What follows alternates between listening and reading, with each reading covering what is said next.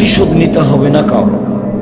মানুষ অন্যায় করেছে, ধৈর্যের পরিচয় দিতে হবে, ছাড়ে থাকতে হবে, ছাড়। অসচ্ছল অবস্থায়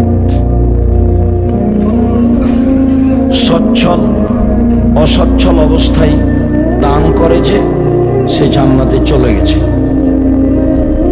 অল কাযিমিনাল গায়জ, রাগ দমন করে যে, রাগ দিয়া কাজ নেয় না যে, সে জান্নাতে চলে গেছে। অল আফিনানিন নাস, মানুষকে মাফ করে যে, মানুষকে মাফ করতে হবে, মানুষের উপরে ক্ষেপে উঠতে হবে না। এই স্বভাবে আপনাকে গড়তেই হবে যে কোনো মূল্যে। ছেলে মেয়ে, আহাল পরিবার, দেশবাসী, গ্রামবাসী, এলাকাবাসী, প্রতিশোধ নিতে হবে না। অসচ্ছল অবস্থায় দান করতে হবে, রাগ দমিয়ে চলতে হবে, মানুষকে ছাড় দিতে হবে, মাফ করে দিতে হবে। আল্লাহ তাআলা এই তিনটাকে জান্নাতের মাধ্যম হিসাবে উল্লেখ করেছে।